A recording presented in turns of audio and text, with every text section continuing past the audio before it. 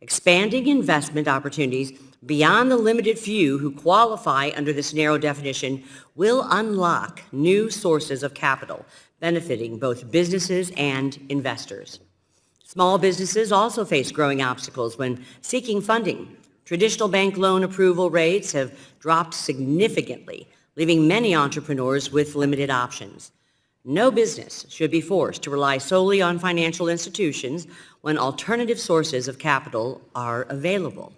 Expanding investor access to private markets and streamlining regulatory requirements for raising private capital will create more opportunities for businesses to secure funding and for investors to participate in economic growth. Our capital markets are the envy of the world, and the securities traded there are worth over $100 trillion. So I don't think it's a good idea to let big balls just take a whack at it. Whether it's crime in the streets or crime in the suites, we should not defund the police. The SEC more than pays for itself. It's got a $2 billion budget. It secured over $8.2 billion in fines last year and returned $3.2 billion to investors. As to accredited investors, a lot of our discussion here is on how to reform that. We have now a standard based on wealth and income, and really, we set those standards in the 70s, so they're crazy. But wealth and income, even why are those relevant? They either connote knowledge on the theory that rich people know a lot about money, sometimes, or ability to absorb the loss. I would say that we ought to devise standards that are focused on knowledge, MBA, CPA, maybe attorneys, or the advisory team that it must be truly independent, and focus on ability to absorb a loss.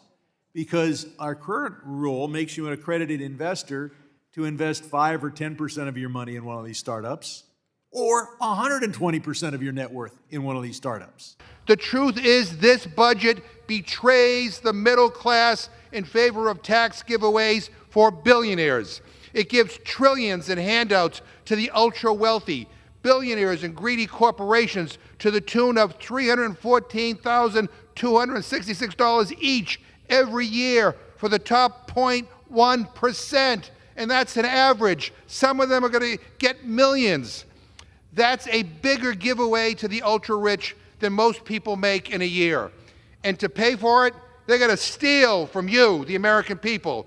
They are stealing from you. They are betraying the people who voted for them. This is a betrayal on a scale I don't think we've ever seen before. But every Democrat voted against this budget reconciliation bill that cuts health care to people in our district and every other district across the country in order to give a tax cut to the richest people in the country. That's just wrong. They're taking food away from kids, and they're taking health care away from kids and adults in order to give a tax cut to the most rich people in the country. Republicans are doing nothing to address the affordability crisis, even though they control every branch of government. Inflation is up, housing prices are up, and the cost of eggs is through the roof, if you can even find any to buy. But while our Republican colleagues have presented us with this unworkable legislation that they claim is about protecting Americans' First Amendment rights, they're ignoring the outright assault on the First Amendment that's currently coming from inside Donald Trump's White House. Mr. Issa mentioned that in some countries it's illegal to speak ill of the king, and it appears that that's rapidly becoming the official policy of the Trump White House. My support for defunding the Maduro regime's crimes against humanity and promoting democracy in Venezuela has been clear, regardless of who is in the White House. And while I welcome President Trump's change of heart, his decision to revoke this license was his anger that Maduro wasn't taking deported Venezuelans fast enough, rather than how fast we can restore Venezuela's freedom. I will never find common ground on this. I'm so pissed off about this. It doesn't make any sense to me whatsoever. Trump came out and said that Zelensky's a dictator. That is just complete bull. Putin is the dictator. Zelensky was elected by 73% of the population of Ukraine in an election certified to be a free and fair election by the commission that oversees free and fair elections in Europe. Putin is the dictator. Zelensky is democratically elected. Putin and Russia invaded Ukraine. It wasn't Ukraine's fault. But the cost of replacing the 3,000 megawatts of peaking power that those dams provide would be somewhere between $3 to $12 billion. That's to replace the generation capacity. It's not to take into account the loss of those facilities, which would be also in the billions. And so this is going to be justified with the ESA. There's no other justification for doing it, and particularly when we lose the navigation. Fact checking. You know what fact checking is truly supposed to be in this country?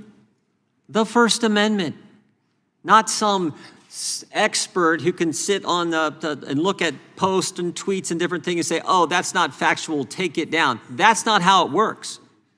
Fact checking is the First Amendment. Someone says something stupid, and that happens every day in this Congress. The ranking member was bragging about so-called job creation under the Biden administration, and yet workforce participation is at a historic low. We have 7.6 million unfilled jobs. And I would note that 60% of all job creation since 2021 has been recovery of job loss during the pandemic, not new job creation. I would further note that 22% of all new jobs created in 2024 were government jobs, not jobs in the private sector. And Meanwhile, the Trump-Musk administration has done an A-plus job dismantling Homeland Security, advancing Chinese interests, and parroting Russian dictator Vladimir Putin's propaganda.